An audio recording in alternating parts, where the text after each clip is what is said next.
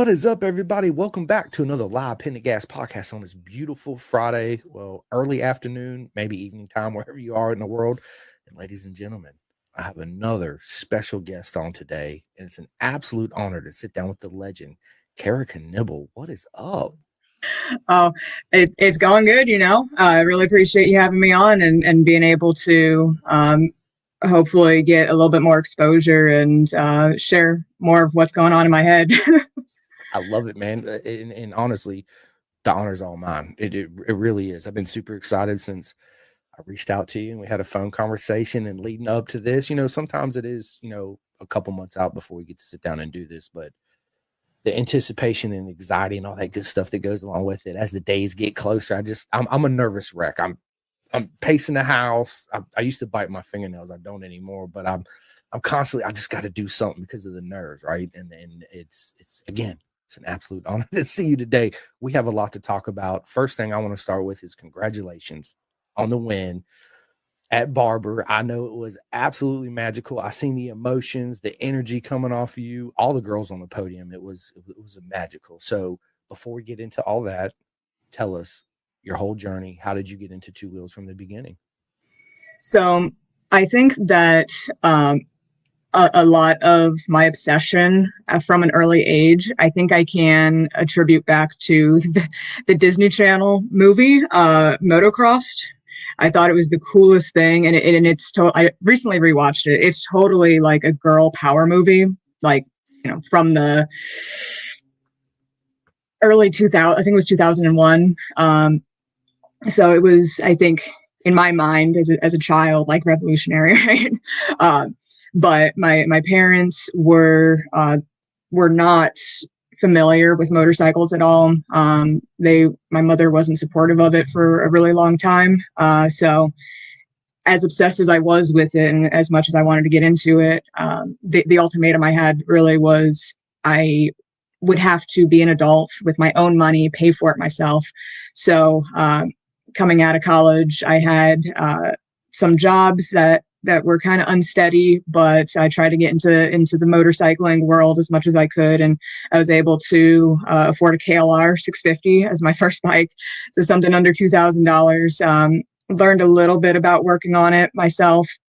But yeah, I think I was 21 by the time that I had my first motorcycle and was riding on the street. So I didn't really have the opportunity to grow up in it. Like I think a lot of people, especially like more men are, it's a little bit more socially acceptable for men to be able to, or boys, to have a dirt bike.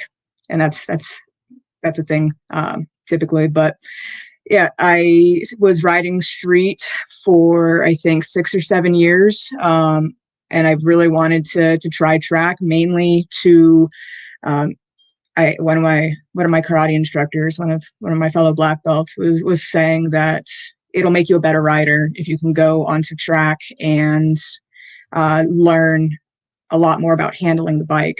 But there's a barrier there about being able to get on track. I lived within 2 hours of COTA, so it's one of my biggest regrets that I never rode COTA while I was living in San Antonio.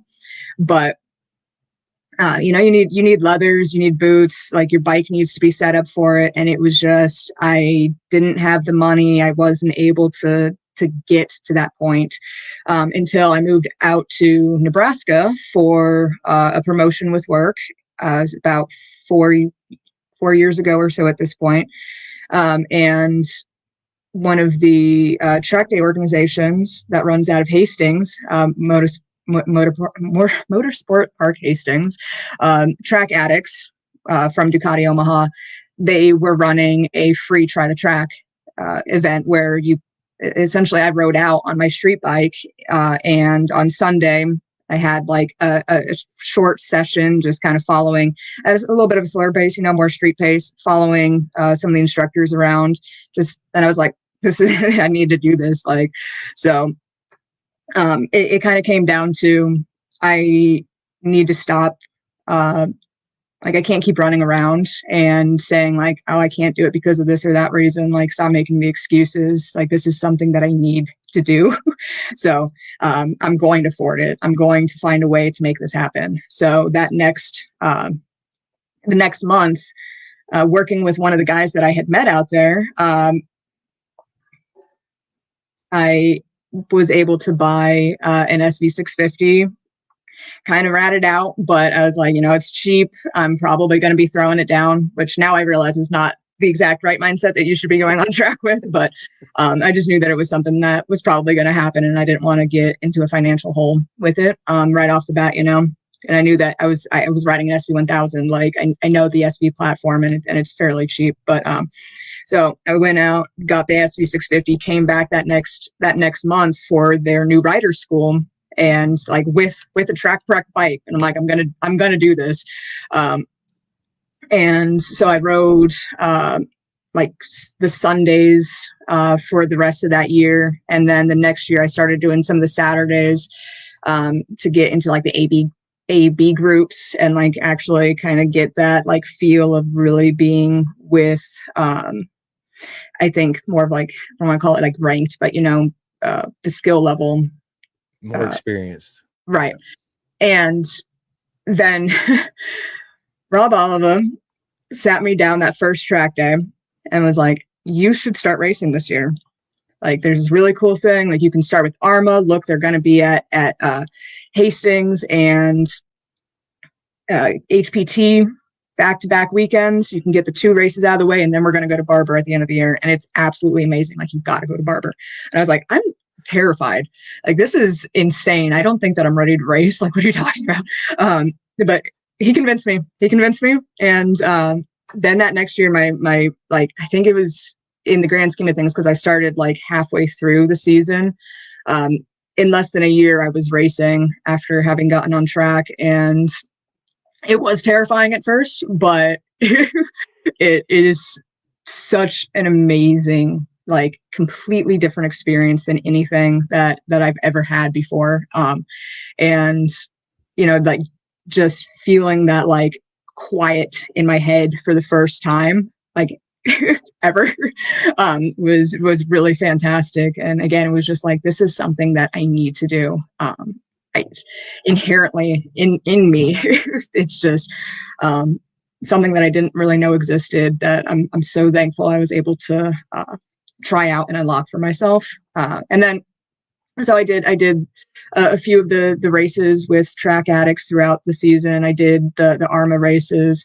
I did a few with CRA in Minnesota, and I did the Barber with Arma at the end of the year.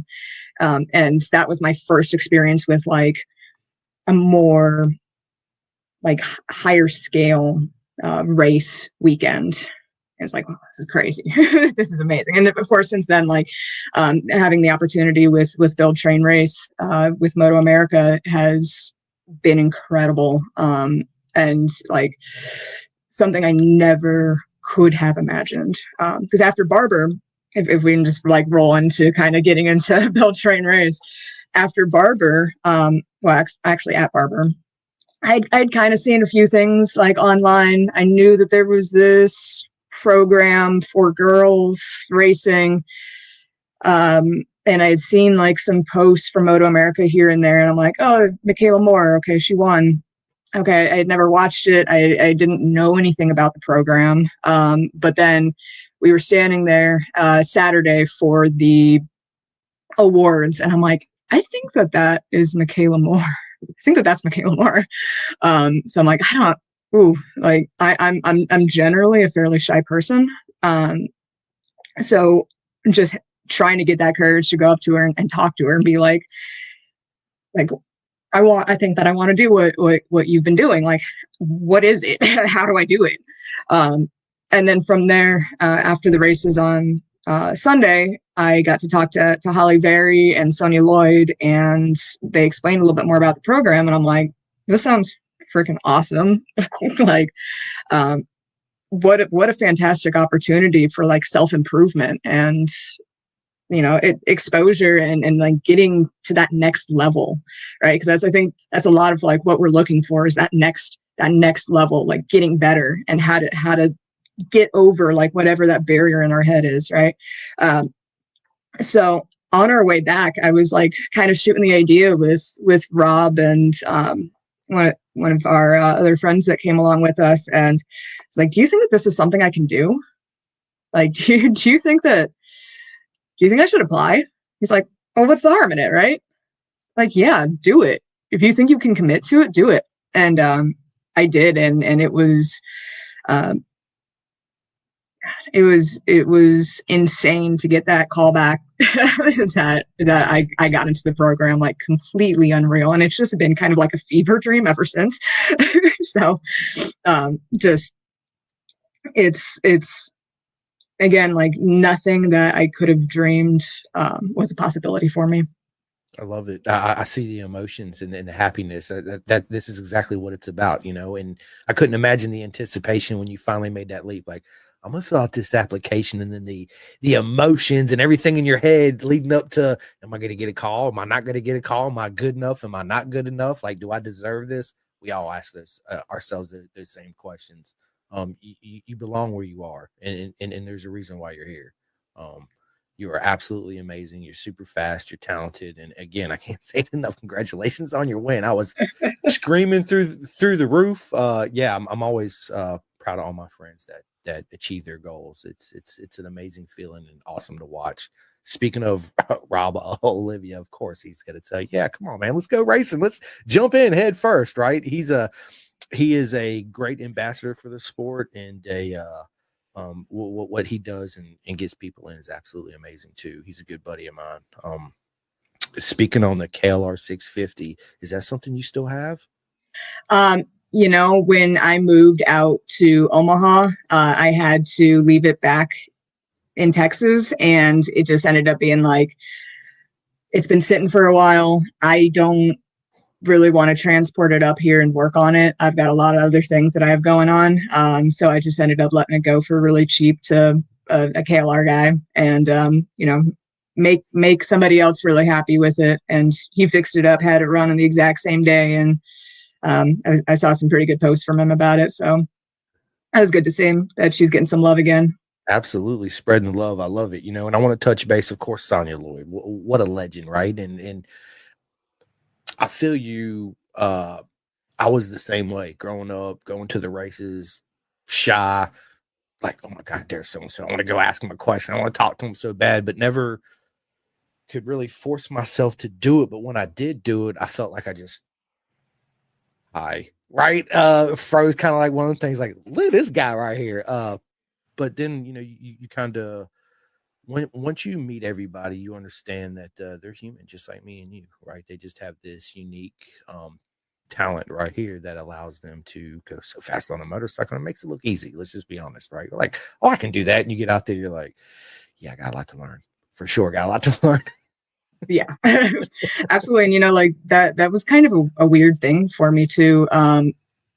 You know, like at Moto America, you've got little girls and you've got fans and stuff, and everybody's so excited about it. And it's really awesome to be a part of that. But like, even going back to some of the club racing, like last year, like one of my teammates was so excited that that he was going to get to ride with me. And it was like, dude, I'm just a person. I don't know.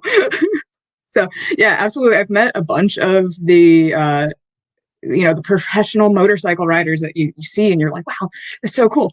But yeah, they're just normal people, and it's so cool to see how down to earth most of them are. And that, you know, I think one of the biggest things for it is that they know that they're always learning, and that they're so willing to admit that, you know, they're still growing, and you know, try to help other people with it along the way, because they know the struggle.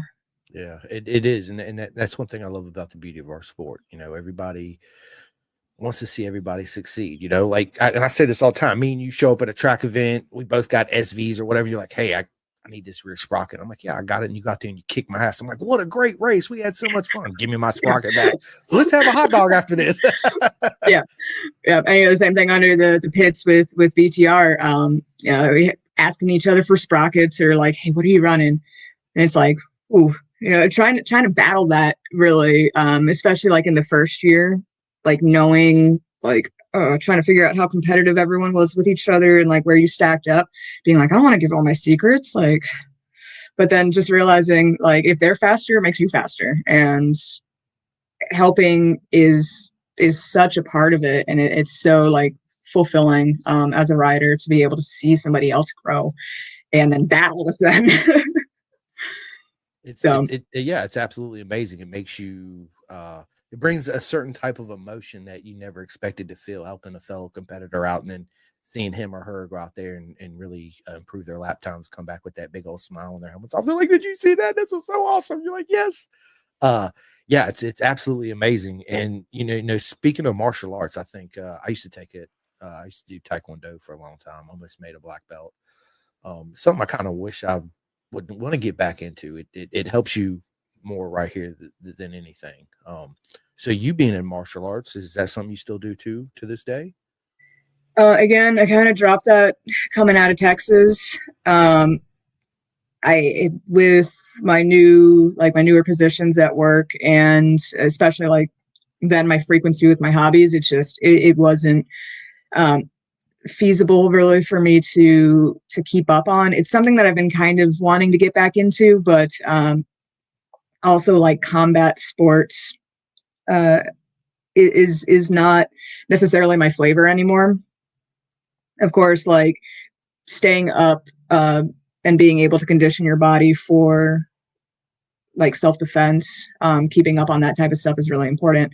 But as far as, either teaching people karate, being an instructor up there, or like physically doing sparring, it's just not something that I've been as focused on here in recent years. But I've been thinking about it. Like once I'm a little bit more stable, we've just been moving around so much here since Texas.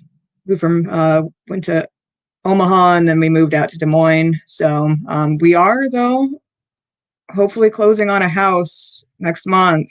So should be able to settle down here a little bit more, and maybe start getting back into some of those sports that I had to leave behind. I love it, man. Congratulations. That's also that's a big step, right? That's something that I think growing up, you like, yeah, one day I want to own a house, right?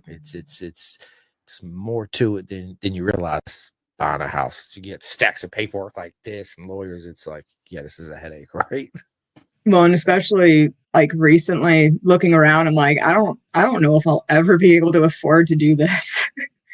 But again, it just kind of came down to something like I don't want to keep living in a rental. I'm going to afford this. Like I think that I can, because I've been really tight on like I've been really tight with my money for a long time, and I tell myself a lot that I can't afford to do things.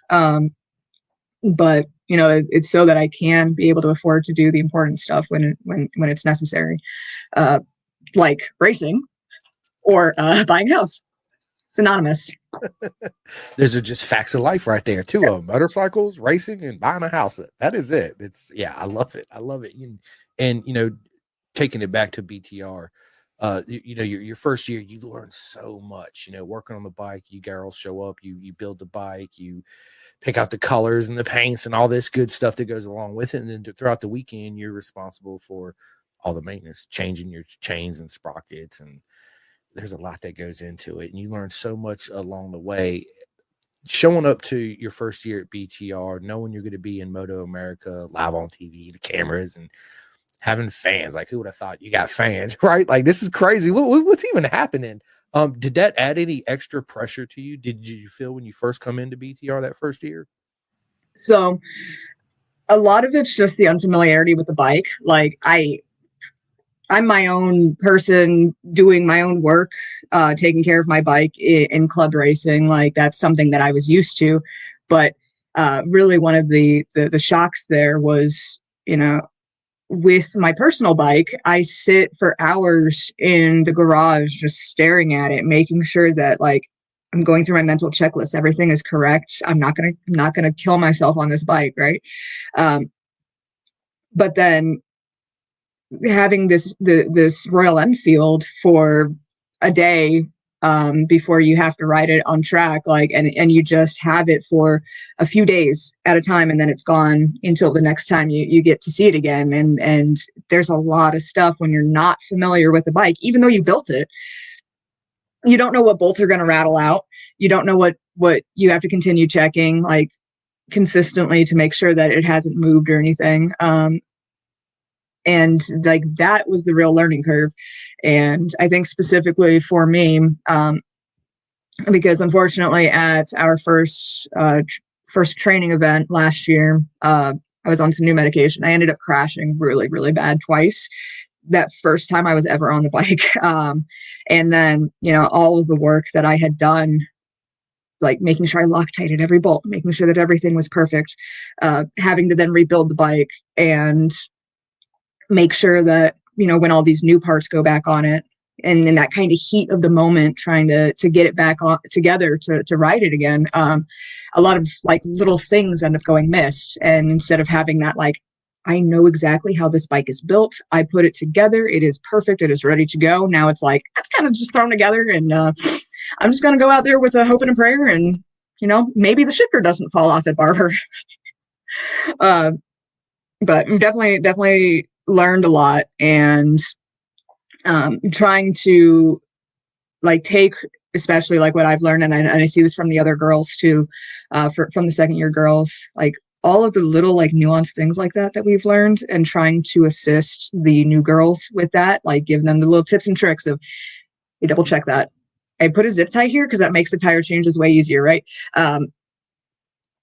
Like being able to share that knowledge has been really great, and seeing how the second year girls have come together to help the first year girls has been fantastic. I think that we've got a super, super strong group this year, and like really just the love that we all have, and the desire to see each other succeed, really goes above and beyond.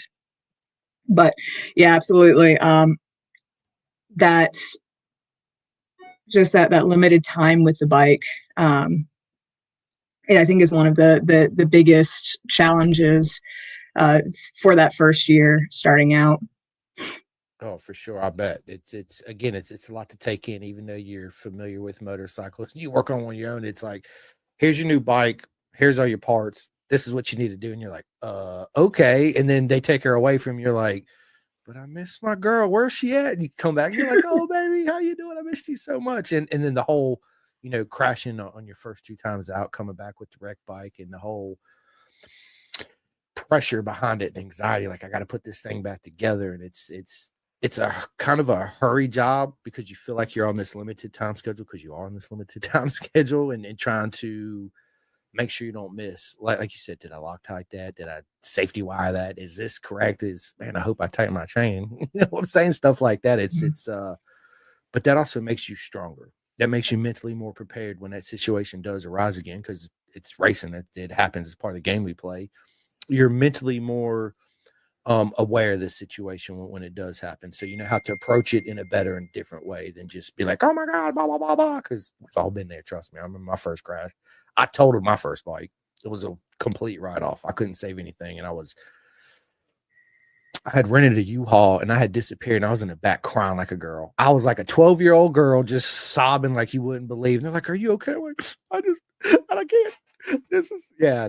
Again, realizing the mistake that I made, realizing that, hey, this is just a tool that I use to give me the greatest feeling in the world. Like you said earlier, right? It's motorcycles is the only thing that I've ever done when I put my helmet on and I throw my leg over the bike and I hit that start button. It's like my mind is just blank.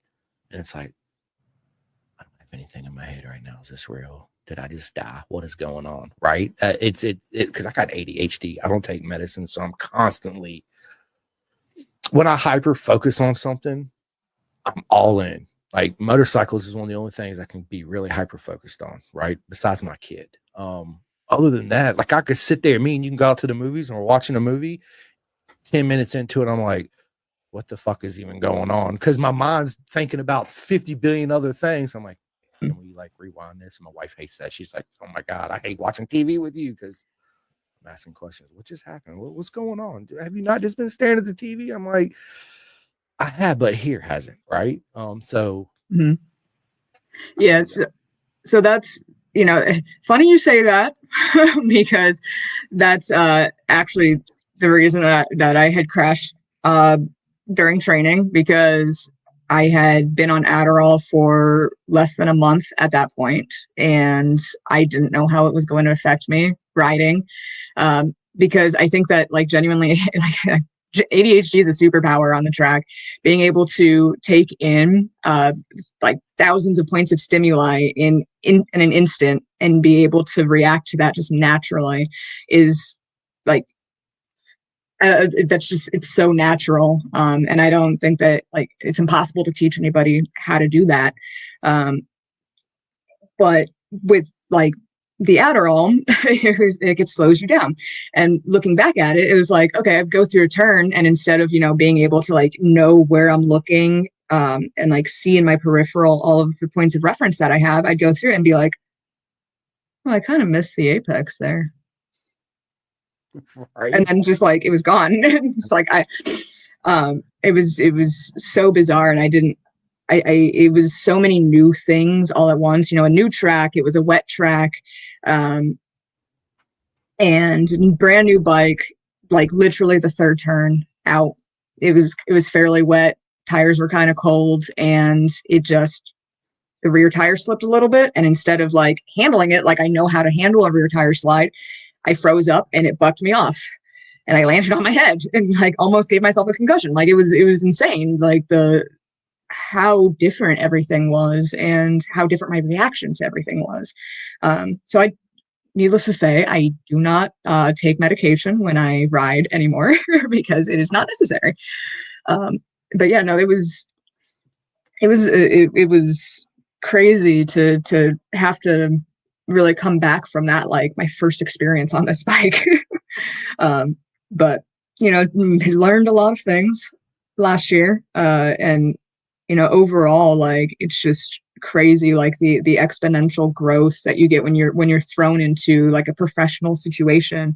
And it's like you got like, if you have that desire to win or at least podium, right? Like the effort that you need to put in mentally, physically, like everything is just, you have to be on point, and like having to bring yourself to that level, like after never having any exposure to like that kind of level is it's wild to think that that's something that you know I think that I was able to at least, I don't want to say achieve yet, because we're not done, right? And like there's still more past the program if that's where life takes me, right? But like being able to understand what that process is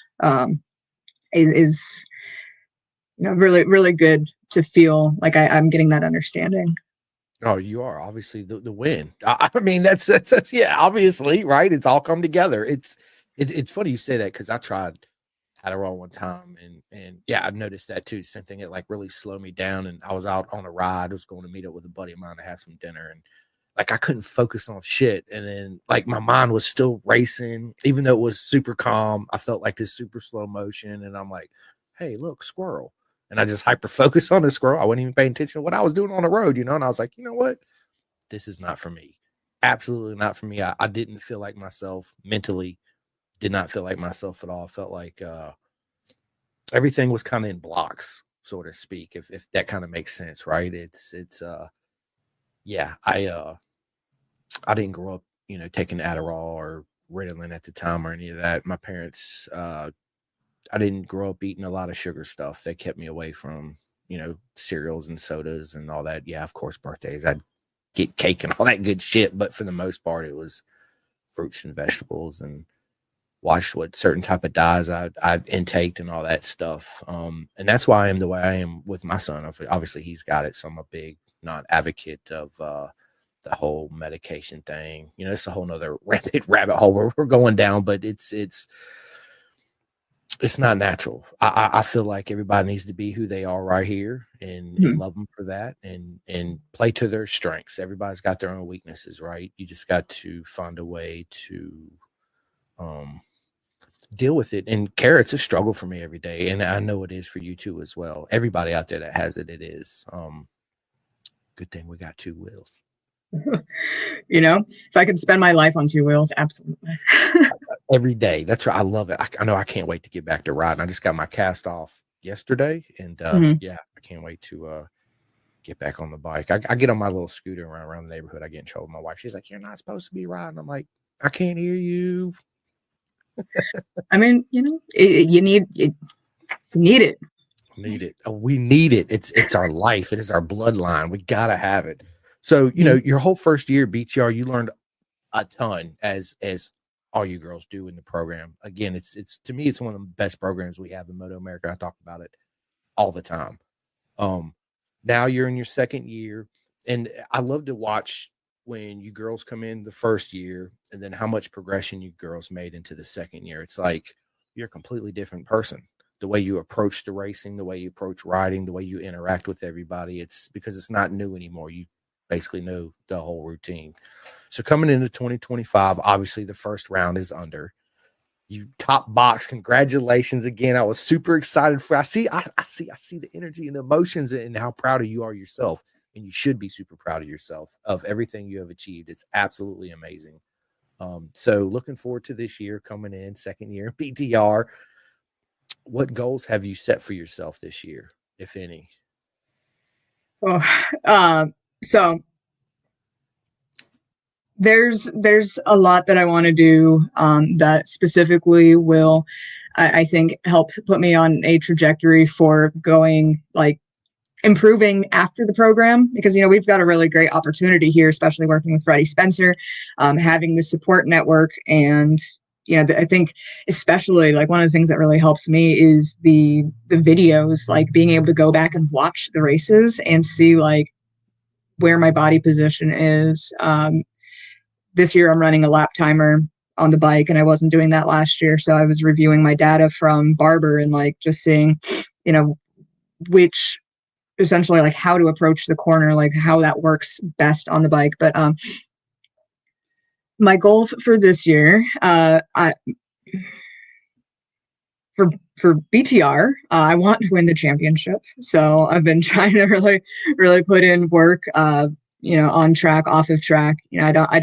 I don't get the opportunity to go on track a whole lot, especially with my time off from work that I'm really trying to preserve to make sure that I can, and not get in trouble while I'm doing all of my BTR stuff for this year, because it is a lot of days off that I need to take. But I've been taking my Grom around the parking lot. I was doing it this morning, just trying to keep the discipline up, doing it every day if I can, for practicing the basics, but also some of the more advanced stuff, and just being willing to throw it down and find where that limit is, I think has really helped me so far, and hopefully will continue to help me progress. As, like, during club racing, I go on to an R6 this year.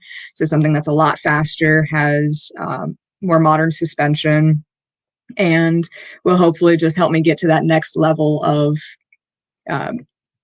of speed, of how to approach the track. And especially because during club racing this year, I'm going to be not only going up kind of a tier of bikes to something that's kind of an insane bike, but also I'm going to, I broke into expert this year. So I'm going to be with the experts in a, like, super competitive class. So I'm really looking forward to the opportunity to just continue to develop on these more advanced platforms, as well as refining my skills on something that's more I don't want to say, like, rudimentary, but it doesn't have the same tech as the newer bikes do.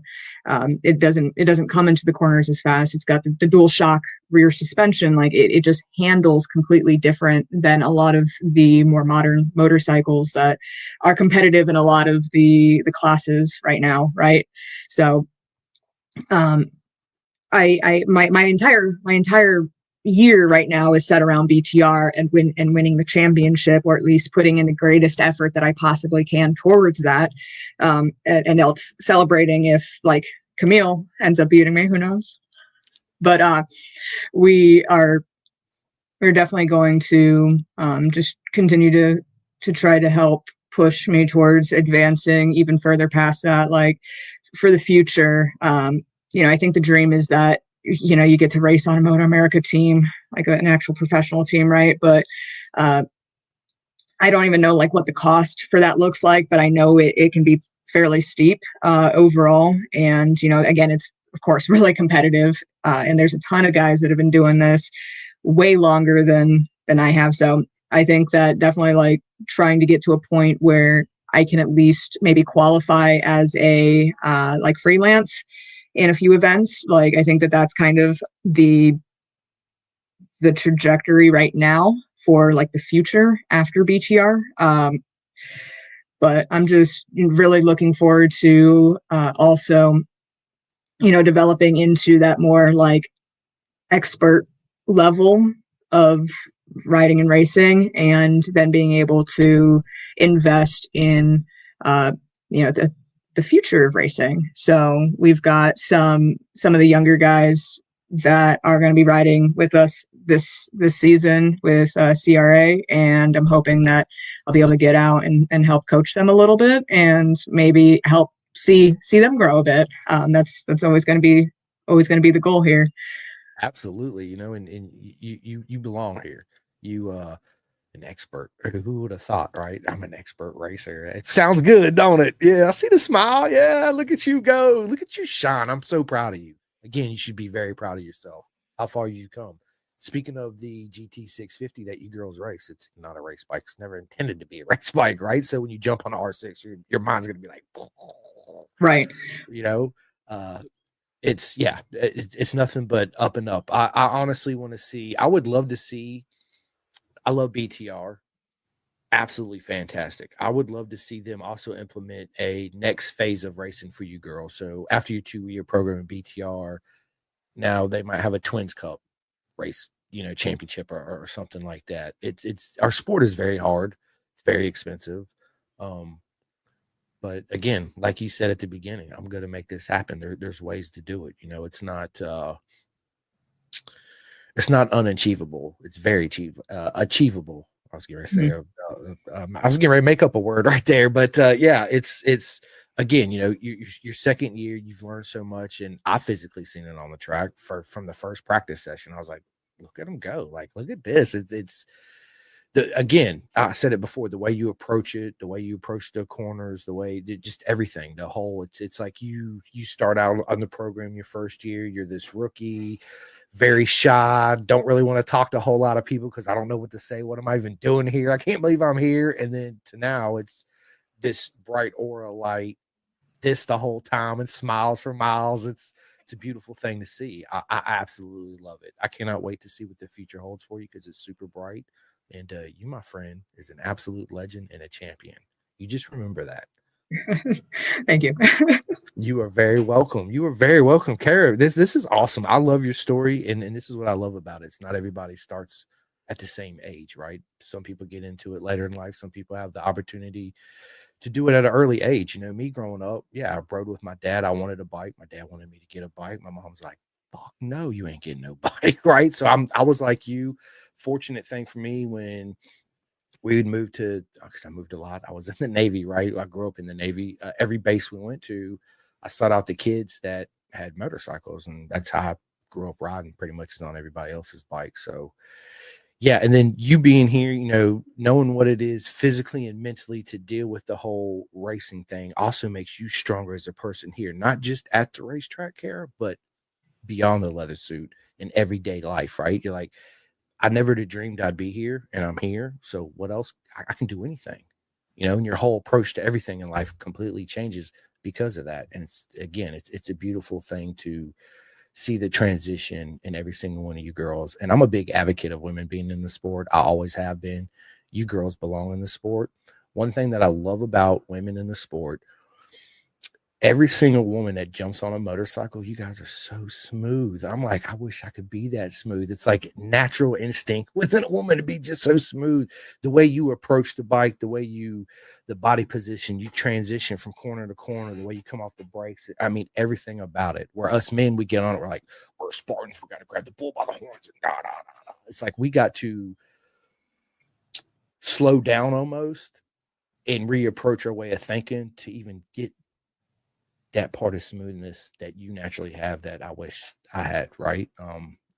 And again, you women belong here. It's not just a man sport. It's everybody's sport. We're all humans the last time I checked, right? Or aliens, however you want to look at it.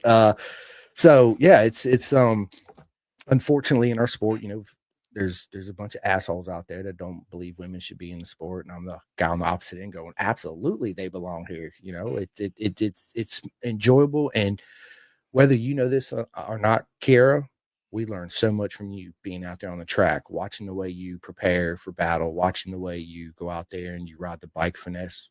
Even Jay Gagne, all of them, they watch and we learn. And it's a beautiful thing, because who would have thought? And here you are, top box winner already in the sport. Let's go. I love it. Thank you. Yeah, I know that there's a lot of, just like online, like a lot of the people that talk to us, of course, are really excited. I know a bunch of people who are huge advocates for the program, right? But there's the courage that people have with their voice online and some of the comments that you see, like, you see that, right? And I know that there's a lot of that kind of criticism of, like, if they're slow bikes and women, like, it's slow, like, this is so boring to watch, right? And it's just like, I think that a lot of people don't really understand, like, the level that most of us are coming into it at, and that it is a super crazy opportunity for us to be able to do this. And I mean, like, we can say that all day long, but again, like, kind of going back to what I had said, like, for my own journey, I didn't get to ride a motorcycle until I was an adult. And it's been less than 10 years since I have been on a motorcycle at all. And I'm having this opportunity to race at a professional level. And it's very different. It is a huge learning curve. It takes a lot of courage and a lot of self-discipline to be able to try to make the most of it and really perform to everybody's expectations, not just your own, right? And there's a lot of people that just, I don't think, understand where we're coming from. And I had a lot of people ask me too, like, well, yeah, especially people that don't ride motorcycles, like, well, why is Michaela so much faster than everybody else? It's like, well, she's been doing it since she was like 6 years old, and she's a lot younger than us. Of course, she's a fantastic rider. She's put in the work. Like, she's done a lot to get to where she is. And I kind of had to be reminded that, like, when I was comparing my lap times to hers, and they're like, how long have you been racing? I'm like, okay. I But mean, you're right. It's hard not to, especially in the BTR program where it's just women, to judge yourself against somebody like Michaela when you're first coming in. And you're right. Nothing replaces seat time. Again, I just said it, right? There's kids that grow up and they're fortunate enough that they get that opportunity to grow up riding and learning how to race, versus somebody like you that's not been on there long. You come in, but you're still winning. It's that also I could see where that could add extra pressure mentally inside your mind on the weekend. You're like, shit, I felt like I was just killing it, and I'm 3 seconds off of her best time. Like, I got a lot to still improve, but don't never get discouraged by it. I mean, look how far you've already come. You will be there. You will get there. You're on the top step of the box. Let's go. I love it. I want to get to a couple of these comments real quick. I got my buddy Brennan Triplet. What is up, Brennan? He says, no one is ever ready. Just got to jump in and swim with the sharks. You're right. Absolutely.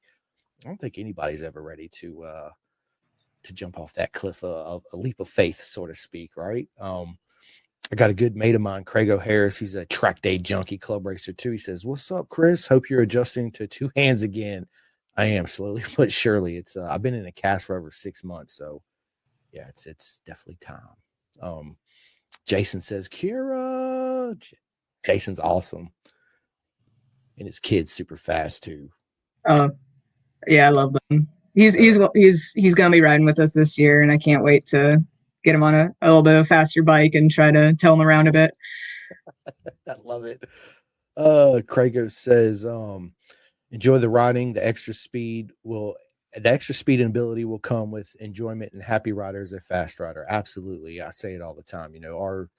And I compare racing mentally to every day in life. It's such a mental game, right? The happier you are, the more comfortable you are, the more relaxed you are, the more you breathe, the Mhm. faster you are, you know. So if you apply that to everyday life and you approach things in that same kind of manner, it's easier mentally, basically, is what I'm saying. But speaking of the mental game, I love to ask this question because everybody has a certain routine, as I always say, preparing for battle, right? Like Leonidas against the 10,000 Persians. That's you against all the other girls out there. How do you approach the weekend? And how do you prepare for that? As far as, do you have a ritual, one boot on left boot before my right boot, certain type of music, anything like that? So the week, like the approach up to the weekend, is difficult for me in general. I work nights, and especially because I'm trying to preserve my time off. Like I will work Wednesday night, like Wednesday morning, fly out, and then stay awake almost 24 hours. And then, we're going on to the track the next couple of days to race at a professional level. And then I'm flying home. And then that night that I fly home, I'm going back to work. So that's like trying to get my brain very quickly to adjust to, okay, I'm going to turn that switch. I don't care how exhausted I am. Like I am going to be serious, and I'm going to make sure that I'm focused on what I need to do. Right. So that's definitely part of the ritual of traveling, and just trying to work through any like residual nerves, especially going into Barber. I'm like, oh my God, like what if I'm not as as good as like I think that I'm going to be, like trying to work through that. But breathing and just running through again the basics, just thinking about like the visualization of going through the turns, like what I'm doing every time. And then just, I'm gonna be here, and I'm gonna do my best, and I'm gonna have fun regardless of how I perform. And as long as I can go home at the end of the weekend saying that I did everything that I could, um, like I'm going to be happy with that. As far as actually getting out on track, um, it's been a little bit of a of difference this year, trying to think about every session on track as almost like the race. Like qualifying is like a race, like going out and trying to put down these lap times. You're just not like right next to each other, so you've got to be able to mentally push yourself as hard as you can without somebody behind you with that threat of like, oh, I'm going to win this, right? Like being able to get on the bike and immediately put yourself into that is something that I'm learning this year. And I don't feel like I've got, I don't know, like it's kind of a subtle routine overall. My bikes have different like theme songs. I So love it. the I love it. and I don't know why. It's just something that comes to me, and it's like, all right, this is the feeling of this bike, right? So for the Royal Enfield, who I've changed the name of, and I'm now lovingly calling Brittany because she's been through enough. It's Buck Cherry. Love the cocaine. Love it. Which seems like a completely weird thing for this bike, but it's the energy that she's got. Like we're just gonna go out there and be rowdy, and put everything on like down, and just make it happen. But there's a few like phrases I like to repeat to myself too, like as Buck Cherry's playing in my head. So like good starts and consistency wins races. I will manifest my own success. Like a lot of times I'll like talk to the bike a little bit before we go out. I crouch down in front and kind of like give her a little pet or something. Just like, all right, like basically I trust you. Show me what you got. Like I'll give you everything I got.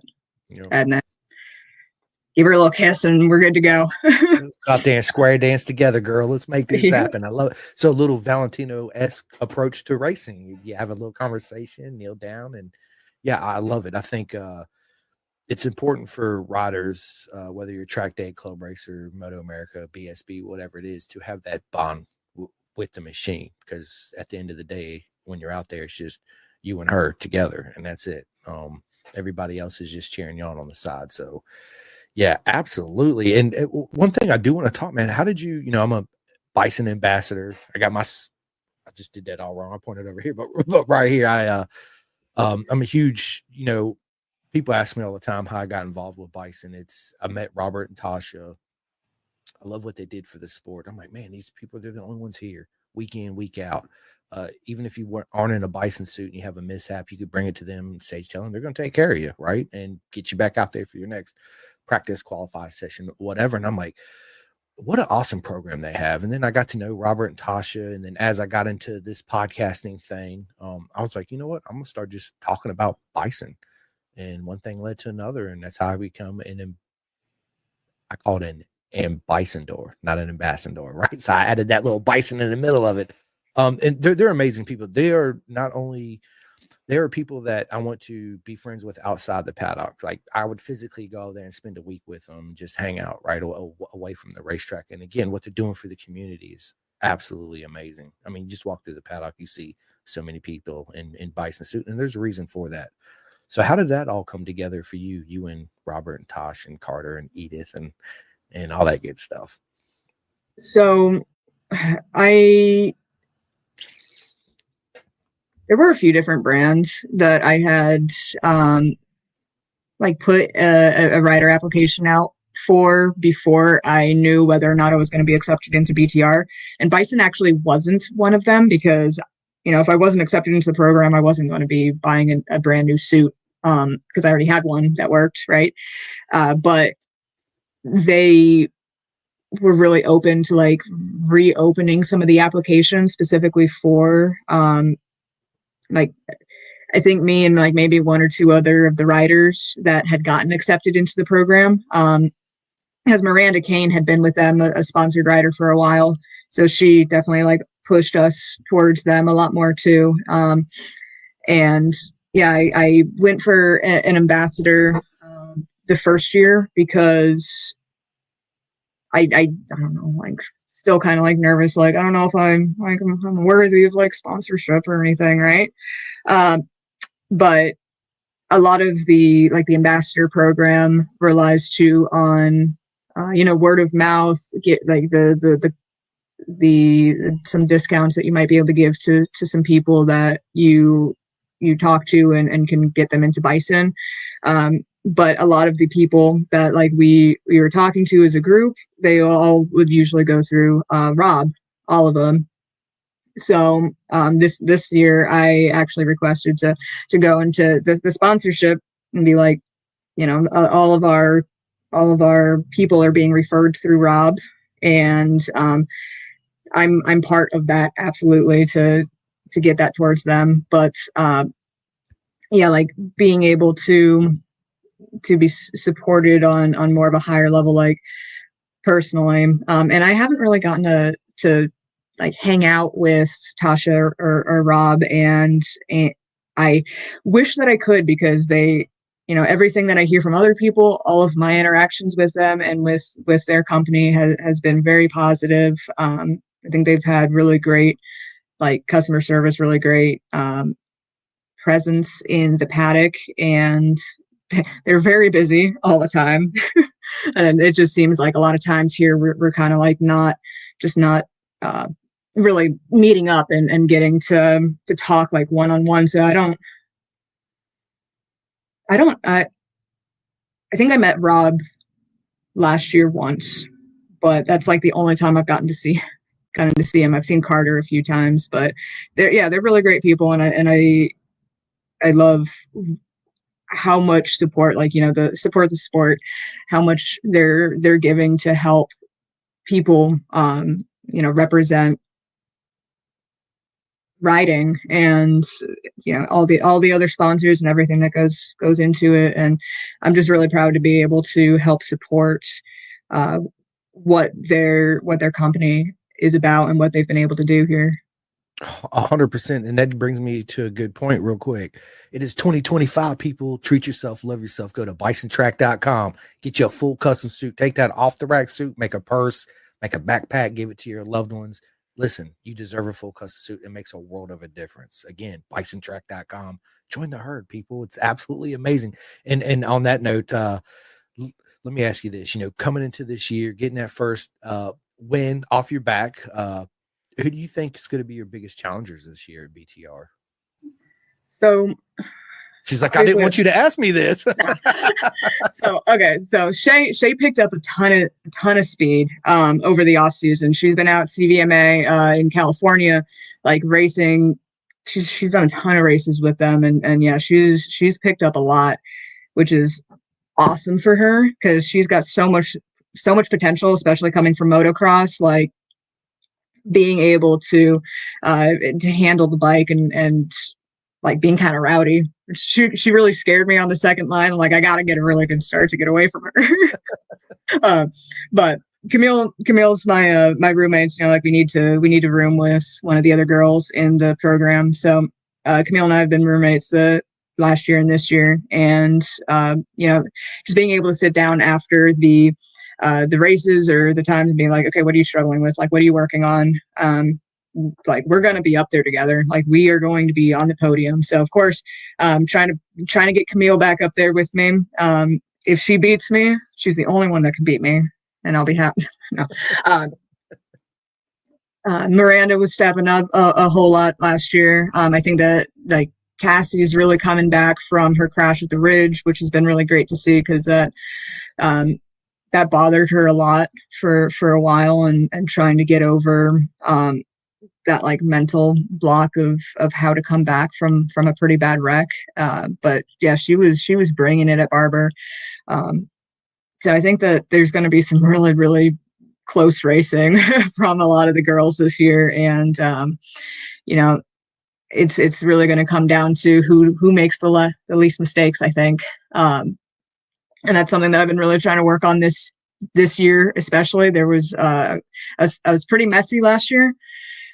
Just trying to push as hard as I could, and I knew Michaela didn't make a whole lot of mistakes. And that was one of the hardest things about trying to chase her down. But now I'm like, I gotta, going out for that first race, like I am going to try to run away from this as soon as possible. And if I make any mistakes, they are going to be right up there with me and maybe passing me. And then it's going to be a fight. And I'm like, I don't want that. I want to be able to seal this as much as I can. And I need to just make sure that I can throw down super consistent lap times and just not miss a shift. Making sure that I'm hitting all of my marks, not going offline. And like that kind of shift in the way to approach racing, because I think before it was very like thunder in your ears, like I'm kind of blacked out for the first like half of the race, like I don't know what's going on, I'm just like a crazy animal, like just going out there, right? But this was very calculated. This was like I need to be as calm as possible and just go out there and perform. And I think that made a huge difference. Overall, went out there with a really solid plan about how I was going to shake the draft, like how I was going to change some of my entries into corners so that nobody could scoop it underneath, very calculated, and just knowing like I gotta just bring it all together. But yeah, there's going to be some tight competition this year. Absolutely it is. I can't wait. I cannot wait. I wish BTR had more races than just 5, and I wish we had more on the East Coast and not so spread far out. But speaking of that, what track are you most looking forward to going to this year? So I'm looking for some redemption at Road America. I think that I can pick up a lot of speed from last year at Road America. I'm looking forward to that. But I think that overall my favorite track has been the Ridge. I think that it's one of those tracks that works really good with ADHD because you're doing something all the time. You don't have any time to just like think and kind of space out, So it's a absolute leg killer.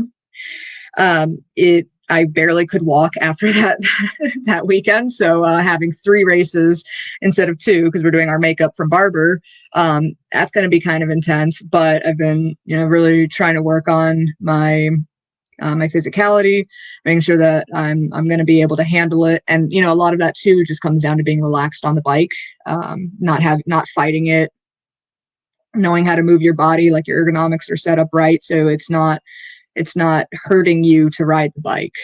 And I think that I'm really getting to the point there that I'm able to work around a lot of that and understand how to set it up for myself so that I'll be able to have more of that endurance and be able to maintain it a lot more throughout the weekend. But yeah, I'm really, really excited for the Ridge. Last year I was getting really close through 6 to getting my elbow down. So I've been working a lot more on my body position. I love it. I love it. Unfortunately for me, every time I get my elbow down, my shoulder follows right after it, my hip, and I watch my bike going opposite way. I'm like, hey, at least I got my elbow down, right? Now I feel you on that. I'm excited that you girls are coming to Virginia International Raceway. Yes, we're coming back. I'm in Virginia, so it's like an hour and 20, 30 minutes from my house. It's my local track. Excited to have BTR there. It's going to be a great weekend. I'm really looking forward to hanging out with you and Scott and Lucy and Miranda and Holly and everybody. It's going to be, yeah, you just wait. I bring the energy. I can't wait. It's going to be hugs and laughs and high fives and screaming and yeah, all that good stuff. It's going to be great. One You'll question fit right in. Yeah, I do. Absolutely. This first win, how did that make you feel? And was you expecting it?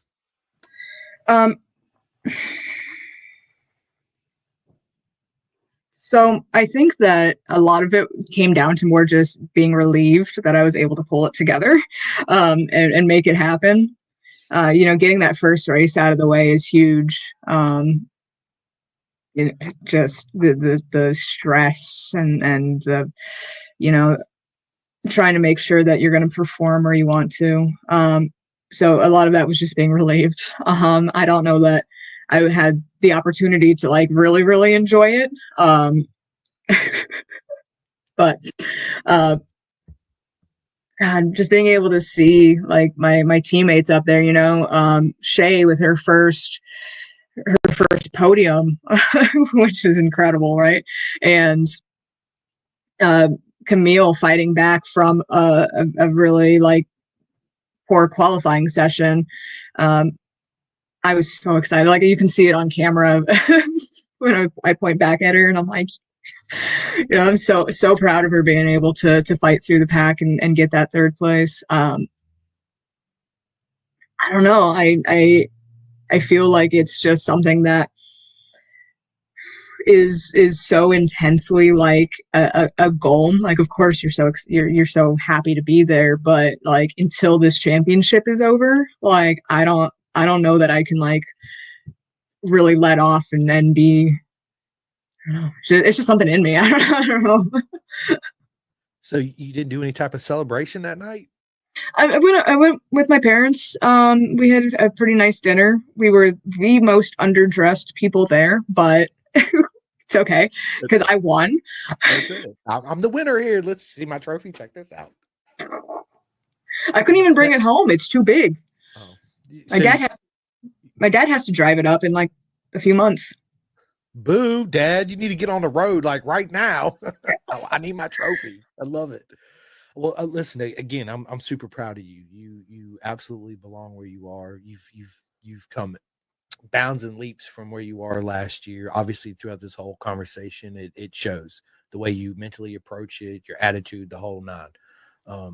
Again, you're a legend, and I'm so proud of you. Be proud of yourself. It's I can't wait to see what the future holds for you in this sport. I know a lot of the girls, Kayla and a bunch of them, they stayed within the sport. Some of them don't ride, but they do other things within the sport too as well. So regardless if you stay riding or you give back to the sport in other ways, it's always a beautiful thing to see. And again, you're a legend, my friend. First win. I can't wait. It's this season's going to be so good. Not like all the other seasons weren't good at all. They were, but I see this year the pace of everybody has definitely stepped up. So it's going to be a lot more closer battles than it was the previous past couple of years when you had that step out. I don't want to say star, but stepped out talent, I'll say, just right off the jump, where they had such a big lead, and really throughout the pack, there wasn't really a whole lot of battling going on, where this year it's definitely tightened up a whole lot, which is a great thing to see. So yeah, your future is bright, Kara. I cannot wait to see what unfolds. I'd love to see you, stay in the paddock, be on a Super Sport, Twins Cup, Moto America team out there, fucking kicking all the guys' ass, taking names, and yeah, throwing cake in their faces and say, I'm here. Let's go. I love it. I love it. Well, this has been a lot of fun. We're an hour and 5 minutes of this. I actually want to transition to our second part of the podcast. This is my favorite, where we get to know Kara away from the track and all that good stuff. So my first question to you is, what's for dinner tonight?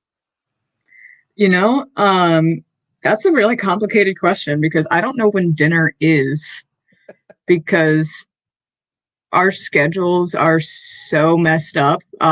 Like my wife works overnights also, so I don't know. We'll probably take a nap at some point. I made really good breakfast sandwiches for us. Uh, I love it. I love it. I love breakfast. Who don't love? I think breakfast should have been dinner, because every time I eat breakfast, I just want to take a nap. Right? It's like, yeah, I feel you on that. I actually have a question. So a good friend of mine, Jamari, she races too. She says, "Love to see the battle. All you girls are great." And then her second, her question is, "What did you do? What do you do in the off season to prepare? Because the results show it all worked." ooh, all right. So a lot of it was working with my Grom on any days that I could possibly, because in Iowa, the winter can be pretty harsh for a while. Uh, Luckily, we got blessed with not too much snow this year, and a couple of fairly warm days here and there. So if it was above 40 degrees, I was like, I need to go out and practice. And especially like over the winter, being able to have more of this practice with like kind of more wet conditions, like salty, cold tires. Like I've been really, really working on sliding the bike around. Like I've saved the front end several times here now, which is really cool to feel. It's like, one of those next steps of like bike control, like being able to feel like you really understand what the tires are doing. But I really noticed it when Camille invited me out to California for track day at Chocowalla, and that was my first time like back on track after the winter, and it was just like it was mind blowing to me to be able to feel the tires, like, and that just seems like something that you should just be able to understand, but it takes so much, I think, practice and work and just that seat time, right? Seat time's the most invaluable thing that you have. So being able to get out there regardless of what it is, but being able to go out with a goal and push limits on this slower bike in this more controlled environment, it just made a huge difference for my bike control, the feel that I had through the handlebars and understanding how to save the bike if it starts to step out. Yeah, it's been incredible. And being able to feel that like on track, getting back onto the Royal, like my Royal, not Camille's Royal, but like really knowing like I can send it into these corners, the corner speeds that I can take through it, and then being able to feel like, okay, cracking the throttle, the rear steps out, and it's like, it's okay, just keep going. The bike's going to do this the entire time that you're riding it, but like it's not out of control, right? Right. Again, it's salsa dancing with a beautiful woman. I always compare motorcycles to women. The way I say that, and the reason why I say it is because, Carrie, you have a beautiful R6. You're like, oh my gosh, she's so beautiful. Look at her, right? And you get on her, and she likes a certain way. She likes to be talked to, ridden, handled, the way you dance with her, the feel she gives you, all that. And then you jump on, you see another beautiful woman, like, oh my God, look at that girl over there. She's so gorgeous. I got to dance with this one. So you jump on her, and it's completely foreign. You're like, she don't like the same things the other girl likes. And now you got to relearn how to, the sensations and the feelings. And I'll never forget the first time that I had the sensation of I'm actually feeling what the fucking tire's doing right now. What the hell is this? Like, what is going on here? You know, it elevates your game mentally too as well. I'm a big advocate on slower bikes. They teach you so much. It obviously it is a slower speed, but when you do transition to that R6 or a bigger bike, things happen a lot rapid pace. But you know how to handle that situation because of that. You know, it's a beautiful feeling. It really is. And then you look forward to going out and feeling that feeling again. And when you don't immediately get it, you're like, what's wrong with the bike? Or what's wrong with me? Am I not doing this now? Or, you know, have I lost it a little bit? What's going on? Mm-hmm. Yeah, and part of that, like the knowing how to warm up into it, like I kind, you know, a little bit of a, I guess you could say, ritual, like how I warm up my tires on the Grom, like what I do when I'm first starting like my practice session, and then starting to go into more aggressive like maneuvers as I warm up into it. And I think like having that kind of going out on track too, like it's a completely different language to learn how to get the bike to handle and to give you the feedback that you want and how to interpret that. It's It's almost awesome. like learning a new language. Like, okay, I learned this in English. Now I got to learn it in Spanish. What are you talking about? It's foreign, right? Yeah, you're right on that. It is. Let me ask you this. What do you do for a living? So I am a manager with Amazon. Work at a delivery station. So for the past 5 months or so at this point, I've been stretching instead of being a like shift level manager to being ops. So I've got two other managers below me now, and they're brand new going into the Christmas season. So being able to teach them like how to do the job and then support them, like not only in just, you know, running shift and like doing the basic stuff, but then how to grow as leaders has helped me grow a lot more as a leader. And um, yeah, it's been a really good opportunity, and I'm hoping that, you know, our team continues to grow really well. They've been doing a fantastic job. We're gonna have the best station in the Midwest, so it's gonna come here. I love it. I love the attitude. It's absolutely amazing. Are you a coffee drinker? I'm not not never developed the taste for coffee. Energy drinks. Red Bulls or Monsters? So She had to think about that. She's like, hold up. What flavor are we talking here? I drink Monster for work. I drink Red Bull for riding. It gives you wings. It's proven. I don't know. I mean, I love it. I love it. Tell us something we don't know about Kara. You don't know about me. Um, what do you know don't know about me? I've got this is a half done painting for a year, but I am a trained artist. I've got a bachelor's in fine art for painting, although I don't consider myself much of a painter. I typically preferred like illustration, charcoal work, stuff like that. But yeah, I one of my old paintings. What are you talking about? Your Picasso. Look at that. I could barely take a picture of my phone that good with that. Right. So yeah, that's awesome. You're talented. I used to love to draw growing up. I like to color. That's something that nobody knows. I like to get me a color book and get away sometimes, and I just color. What are you doing? I'm nothing. Leave me alone. I'm over here coloring. I'm a grown ass man coloring. Right? You guys got purple over there? Yeah, can I get that, please? Thank you. So yeah, I dabble a little bit. I don't do it much anymore. I do like to get the adult coloring books. I'm a big sea guy. I love sharks and all that cool stuff. So I like to do the coloring of fish. So yeah, I'm a wee little bit of nerd, but we all got it in us, right? I love Um, sharks. What are you talking about? I love sharks. Matter of fact, I got this from a buddy of mine. This is a real megalodon tooth. Look how big that thing is.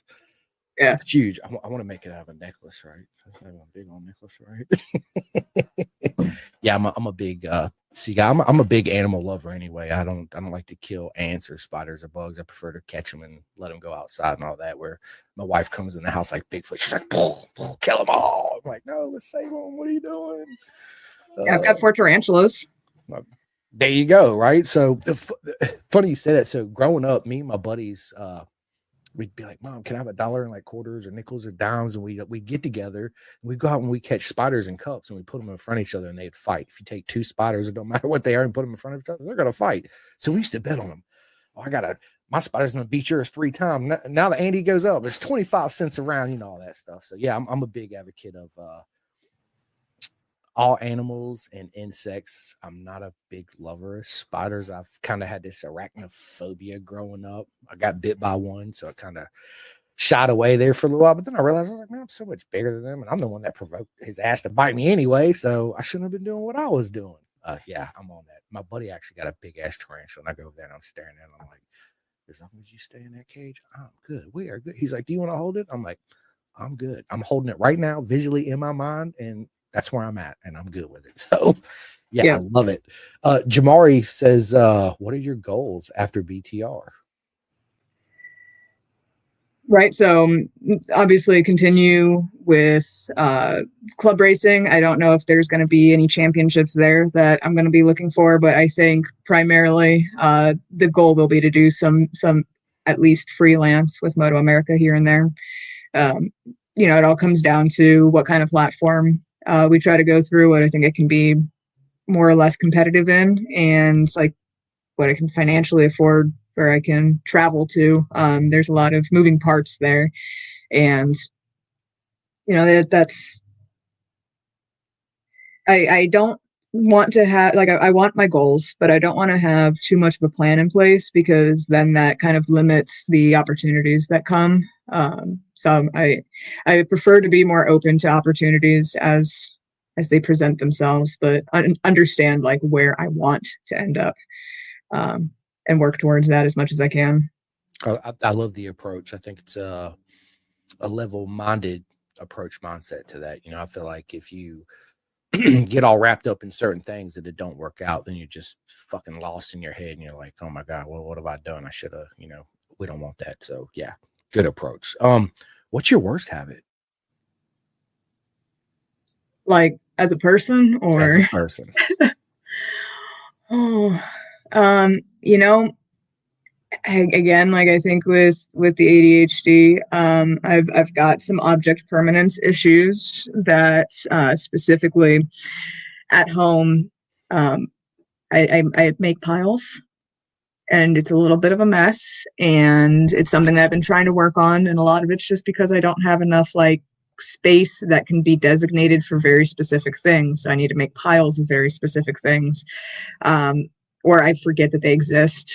Like I will literally forget to take like my badge to work if it's not laying on top of my backpack. Like if it gets underneath the jacket or something, like I can't, my routine.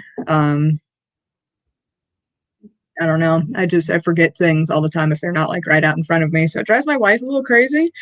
Again, it's something I'm working on, and I'm hoping with a house here that we've got a little bit more space in, because this place is pretty small. Hopefully I can make that a little bit more of a habit.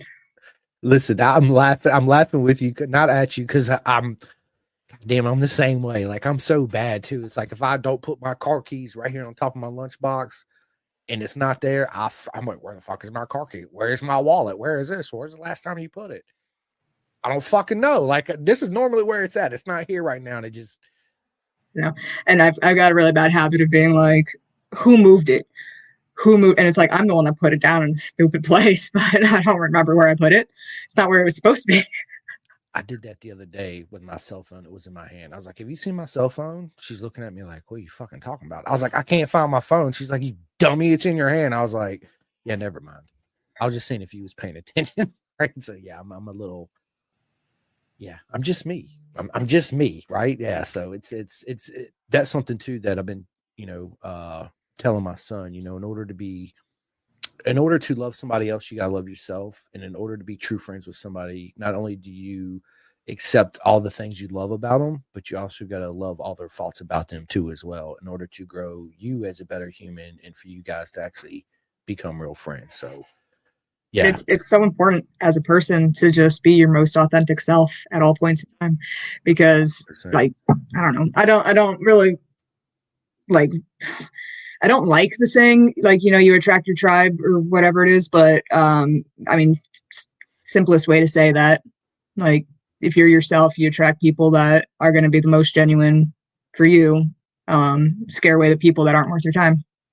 So. Facts, and as I say, we grow younger in life, we realize that the people that we spend time with, or genuine time with, are people that we really love and care about, because it's so important. Time's something we can't stop, rewind, take back, or any of that. So it's just me personally. That's just how I guess I've grown and seen it, instead of going out and spending time with people that only, yeah, they may like you, but they use you to get something out of you, or use you in a certain type of way and you don't see it.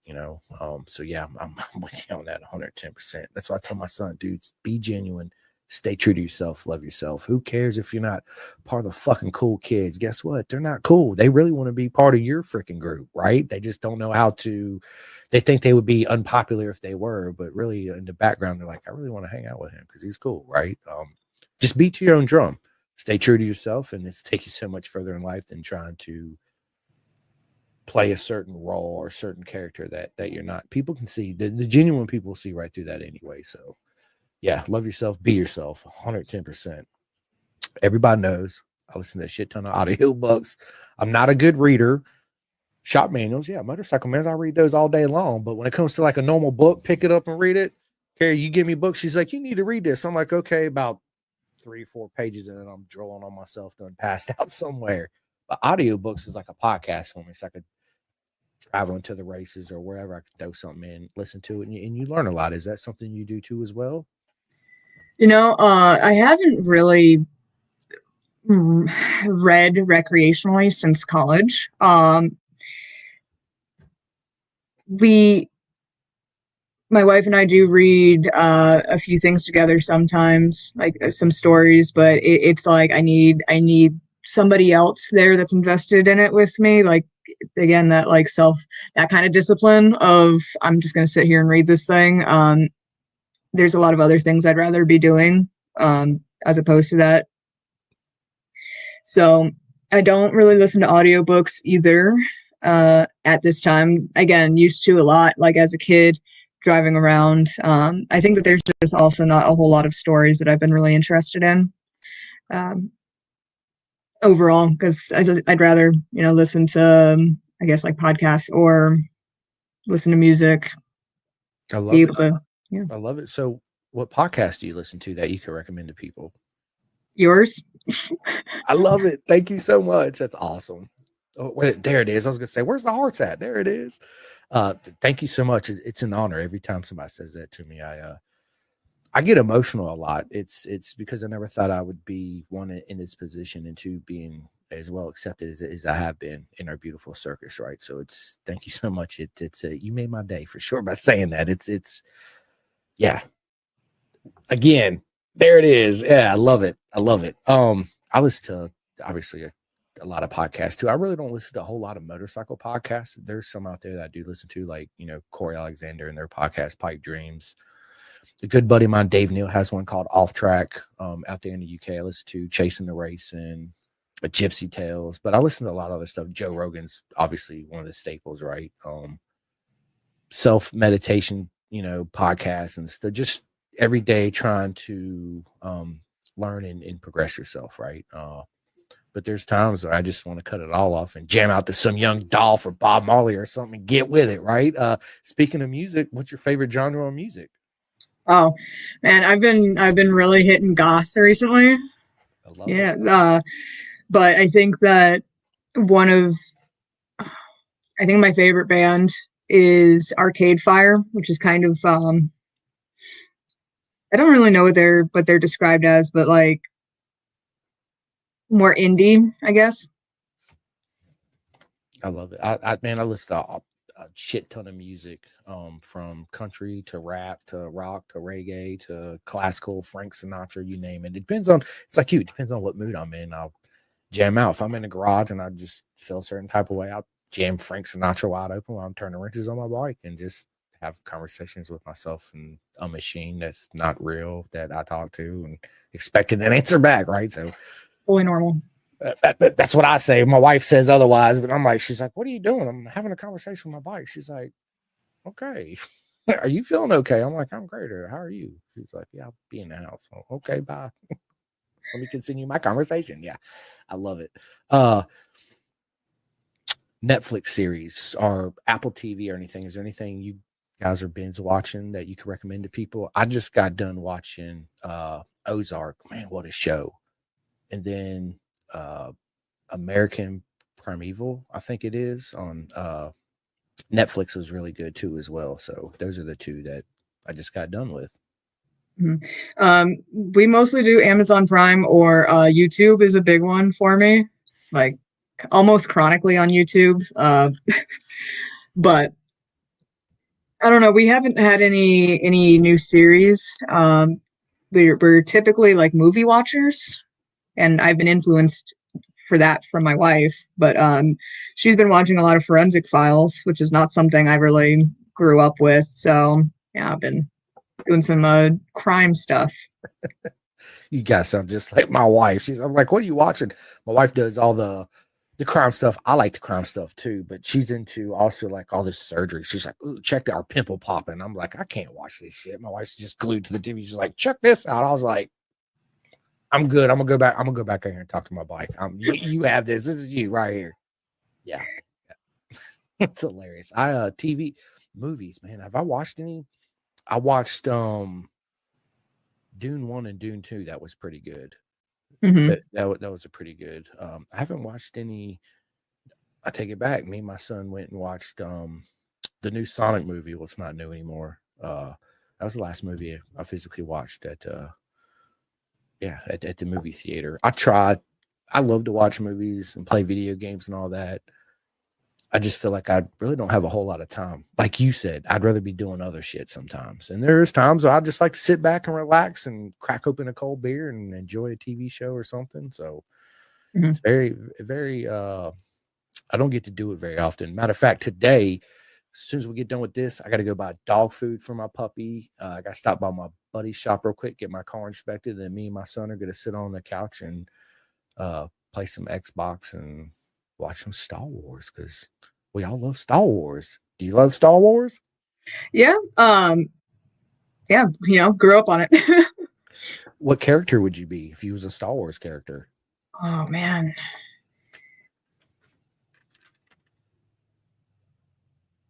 I never thought about that. I don't know.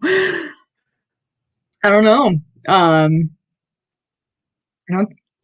I always really like Darth Maul, but I definitely wouldn't want to be a Sith. So, I don't know. Darth Maul is one of my favorite characters. I love Darth Maul. I would be if I had to choose a side, I would be neither. I wouldn't be a Jedi and I wouldn't be a Sith. I would still be one in the fourth and Force. I'd have a lightsaber, but I'd walk that gray area where I'd help the good people fight against the bad people. But I still want to be married, have my own kids. And a Jedi, you can't be married or love anybody else. I'm like, forget all that. I just show me the ways of the Force, and yeah. So, but if I had to I'll pick be a character, a man, pilot. a pilot would be cool. The typical answers: Darth Vader, Obi-Wan Kenobi, yeah, Han Solo, which I shot first in the scene. I killed Guido at the table. So yeah, let's go. I'll roll with that. I just want to be R2D2. Right, or C3PO, either one. That's awesome. If you had your own private track day and you can invite any three people in the world, dead or alive, it could be MotoGP riders, it could be just your average people that's never ridden before. What three people would you invite to your private track day?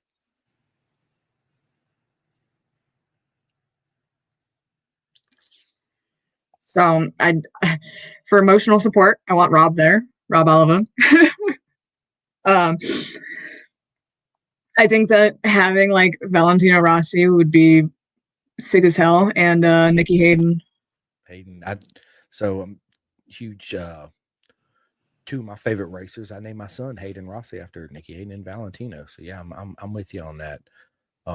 It's always a hard question. I often think about that when I ask. I'm like, man, there's so many people that I'd want to have at my own private track day, just to not only get to ride with them on the track, but get to know them more as a person, an individual, and just share that quality time with them, so to speak. So yeah, that'd be an awesome track day weekend, wouldn't it? For sure. Um, if you had your own private island, what's the one racetrack you'd have on your island? I don't I don't know enough of, I think, like the ones around the world. Like this is too stressful to like commit to one that I've never ridden on. I don't know. Make a good point. You met me. I would have Cadwell Park, of course. I'd love that's my favorite track, and of course, if I had my island, my buddy pointed out to me on the podcast, if you got an island, you got streets, so you got a little mini TT course too as well. And I was like, that's a good point right there, because I'm a huge TT guy. It's my favorite race of the year. If I could only watch one racing event of the year, it would be the TT, hands down, over BSB, over Moto America, over MotoGP. It's something that the people that do real road racing, it's just the most beautiful thing I've ever seen. Not taking nothing away from short circuit racing, because it's just as beautiful. Well, not as beautiful, but it's yeah, the emotions, the history, the aura about the whole place is just absolutely that. The Northwest 200, the Macau, yada yada yada. So, do you watch obviously MotoGP, World Superbike, or BSB or anything? I honestly I haven't really been like ever followed championships.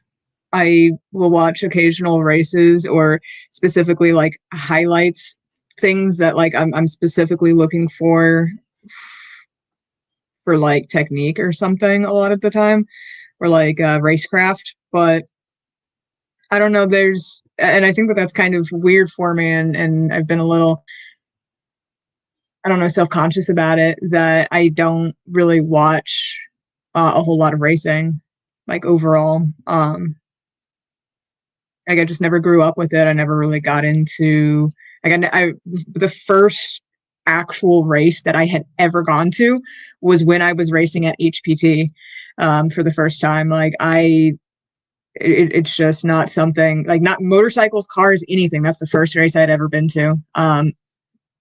So I just, it's not, I don't know. It's not something that, I don't know, kind of like I don't like watching basketball, but I like playing basketball. Or like I can't play football, but it's like I prefer to like watch the highlights of football as opposed to the entire game of football, you know?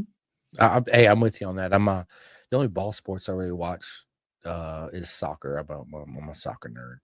Basketball, of course, grew up with Michael Jordan. Who don't fucking love Michael Jordan, right? Let's just be honest. I ever since racing or riding really took over my life, all that other shit kind of went on the back burner. I'm like I like the idea of the football and the basketball and the Super Bowl. I go to parties at Super Bowls. I just go for the talking to my friends and eating hot chicken wings and stuff like that. Don't give a shit about who's winning or who's not energy, winning. right? The energy, yeah, that's it. Like, let's eat hot, spicy food, good food, drink some cold beer, and have a good time. Who cares who's winning? Yeah, I'm like you on that. It's awesome. What's your spirit animal? Uh, God, I just feel like it's so cliche now, but this is this has been something for years of my life, like before the internet was like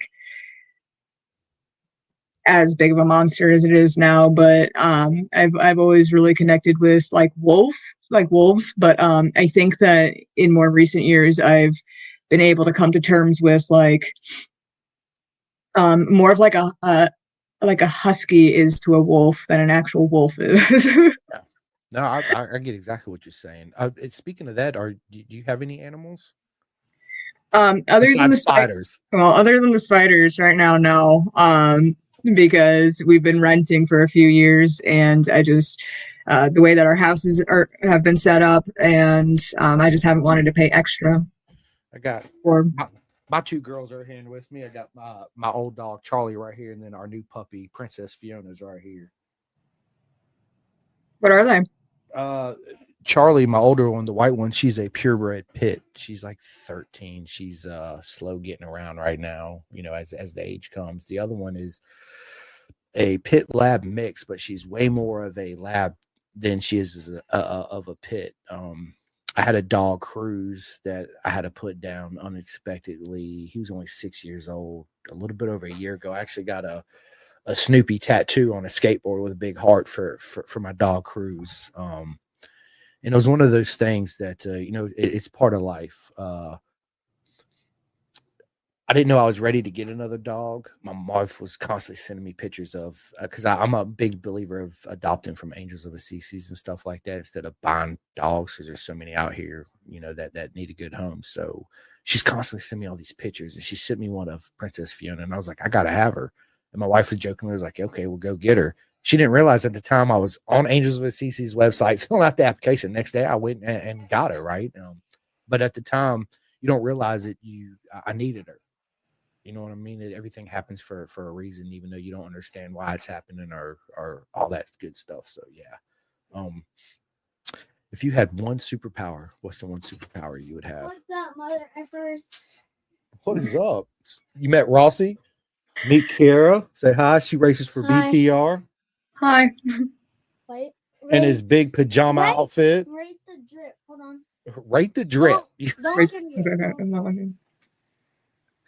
Oh my God. What else can I wear? What else can you? I don't know. Whatever you want to wear. So my son, Kerry, he always busts up in here all the time and during the podcast, and I love it. What are you putting on? Some shades? You putting on an outfit? All right. Here. I love it. Right here. Ready? It's my favorite. Let me see. Yep, those are some of my favorites. You're right. Let's see the drip. All right, he ain't ready yet. So let me ask you this, Kara. If you could travel back to any era in time, what's the one area you travel back to? You asked me about my superpower. Oh, yeah. Sorry. I got ADHD, right? Go on to the next thing because my son interrupted. But yeah. So I don't know if I would actually love it or hate it, but I think that it would be the most powerful superpower to have, which is what is kind of tempting about it, I think, is the ability to control time. And like the speed, not necessarily like go back or forward in time, but like be able to like slow time down. So like I could basically stop time and do whatever I wanted and then start it again, right? That would be awesome. Yeah, I never thought of that. Yeah, that would be your reaction time. Yeah, time. Yeah, that's infinite time to do anything you want, and like no time has passed. No time has passed. I like it. Would honestly probably drive me crazy, but yeah. That's a good answer. I'm gonna have to write that down. That's something I've never thought about. I always said teleportation. How cool would it be? Just be like, oh, I'm gonna go to Phillip Island. Boom, I'm there. Oh, I want to go there. Boom, I'm there. Right? Like I can't drive to the ridge all the time because it's 35-hour drive for me. But I'd be like, you know what? I'll be back. Boom, there I am. Or also, kind of maybe on the same like thing there, not having to sleep ever.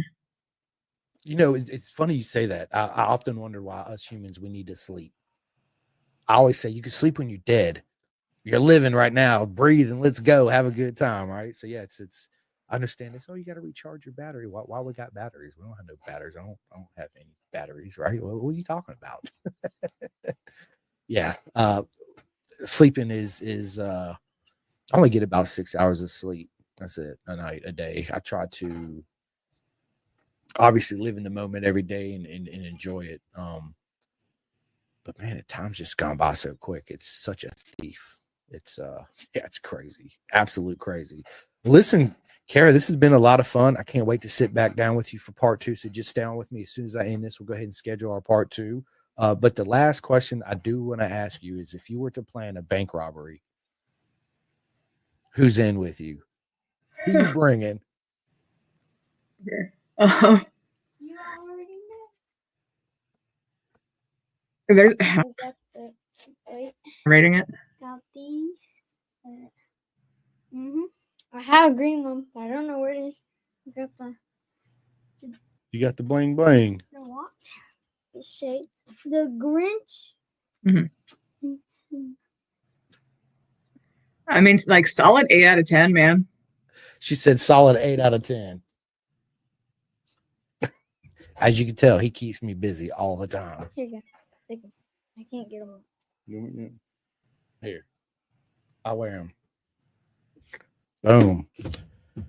Oh, Bank robbery. I feel like God, they wouldn't do it with me, but I feel like the people that would be the most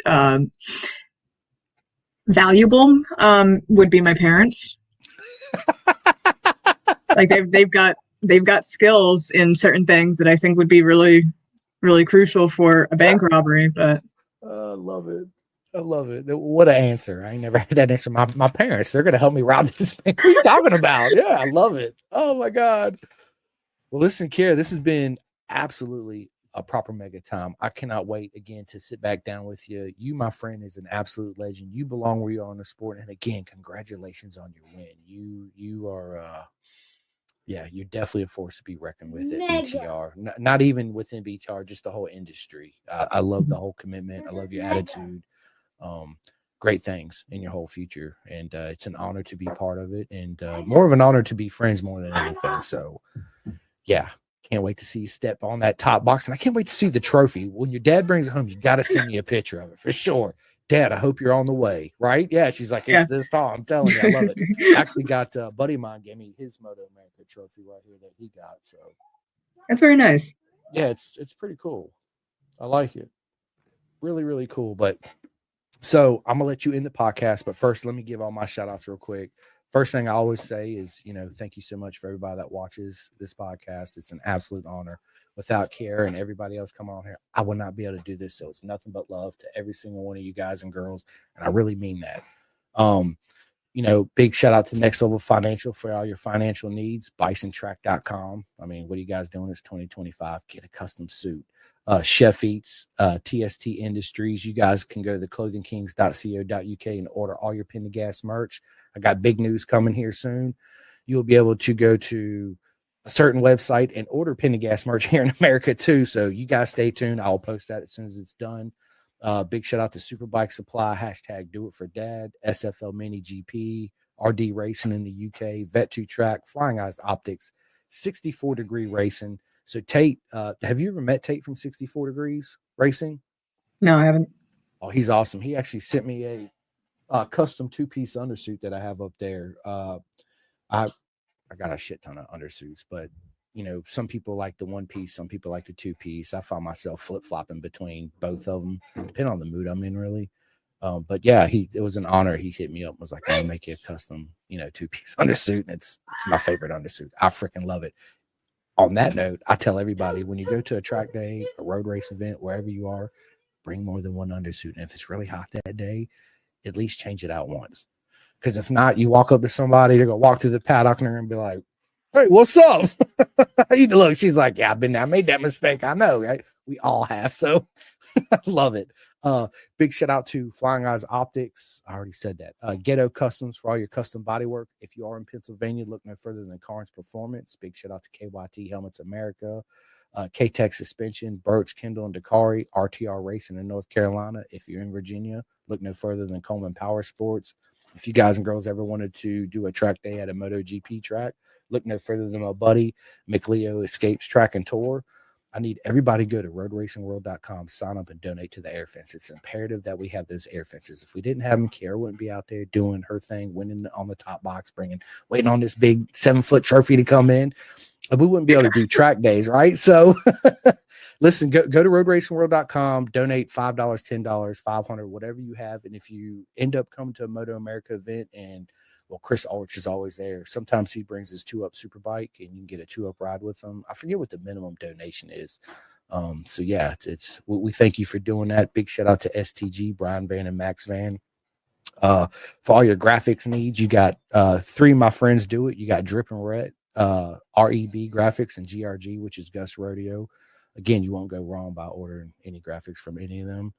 Big shout out to Venom Undersuits at Venom Sports. I got a good friend of mine at Leaky makes undersuits too. She actually sent me uh, Jonas Fogger's MotoGP undersuit. And I was like, dude, this is awesome. I got one coming too. I can't wait. I'm a big advocate for all my friends in the industry, supporting all of them, right? Yes, I am a Bison ambassador. Yes, I got a lot of friends in the industry that makes leather suits and undersuits. Again, it's all personality, right? So you find out where you fit in. If there's what you want to go with, you're not going to go wrong, but by any direction you go with. So big shout out to BTR, Build Train Race. Everybody knows I love the program. So, and when you guys are there at the next race coming up, which is the Ridge, if I'm not mistaken. Road America. Yeah. Okay. Road America in 3 weeks, 4 weeks time. It's right at end of May, 31st and 1st. Okay, so when you're there, please stop by BTR, say hi to all the girls, get you some pictures, get you some autographs. Do you have any merch for sale? There's Royal Enfield merch in the fan area. Okay, well, show some love and support and get you some Royal Enfield stuff. Put it on, go by and say hi. Trust me, they all love it when you guys come by and get pictures and autographs. It's absolutely amazing. So make sure to stop by and say hi to everybody. Big shout out to Cole King at King Performance. Everybody, all my friends at Turn 12 and Obsession Engineering. They running my mouth. Kara, again, it's an honor. Tell everybody where they can find you, all your sponsorships, shout outs, the whole nine. Pull my notes. No, so I'm on Facebook, Kira Knebel, and I kind of post anonymously there with Instagram at Broito Moto. I've got a YouTube that I have not been posting anything on, but have a little bit of race footage and some of my really, really old stuff when I first started riding, which is also at Broito. Sponsors, I mean, Royal Enfield, like the biggest ones, right? And there's a whole list of like crazy sponsors related to Royal Enfield that I will turn my face red trying to list off here. But so many great companies that are supporting the program. And, we really, really, really could not do that without any of them helping make sure that this is possible for us. Personally, working with LM2 with Rob Oliva, and you can rent a bike if you're going to a track day or race. We got some bikes for rent, so that's a good option. I'm doing that with the R6 this year, just going to drive out there, and he's going to have the bike ready for me. And all I had to do was, rent the bike, but buy tires, and then be working with him on a actual built bike that's ready to go, and just show up and ride, which is awesome. And Bison, Vortex, KYT. I think that's all of them. You put me on the spot. I'm sorry, I didn't mean to put you on the spot. No, I should have come prepared. That's my fault. It won't happen again. It's all good. We'll save it all for part two. Again, thank you guys and girls so much for tuning in on this episode. It's been absolutely amazing sitting down with the legend, Kira. Again, I'm so proud of you. If you guys come in midway or not at the very beginning, as soon as I end this, you can go to my YouTube channel, my Facebook, and rewatch it. But if you can wait, it'll be out Spotify, iHeart, and all that good stuff tomorrow. And I'll tag you on all the socials and all that good stuff. So, listen, this has been a lot of fun. Absolute honor to have you on. Can't wait to have you on for part two. You guys stay tuned. It's coming up. We're actually going to schedule it here in a minute. And I hope everybody's weekend is as proper mega as you. Until then, we will see you soon. Is there anything you want to say, Kara, before I end this? Thanks for watching. You heard it there. See ya. All right, give me 1 second. Look, there's balloons. I don't even know how I did that. Give me 1 second. Calling all two-wheel enthusiasts, get ready to rev up your earbuds with Pin the Gas Podcast, the ultimate motorcycle racing podcast, hosted by Chris Simcoe, one of our very own excellent leaders here in Roanoke, Virginia. With expert analysis, behind-the-scenes stories, and exclusive writer interviews, Pin the Gas Podcast delivers the adrenaline rush of the racetrack straight to your ears. Whether you're a diehard fan or a curious newcomer, you'll gain insights that will transform how you watch and understand motorcycle racing. On your favorite podcast app, join Simcoe as he takes you on a high-speed journey through the world of motorcycle racing. Pin the Gas Podcast.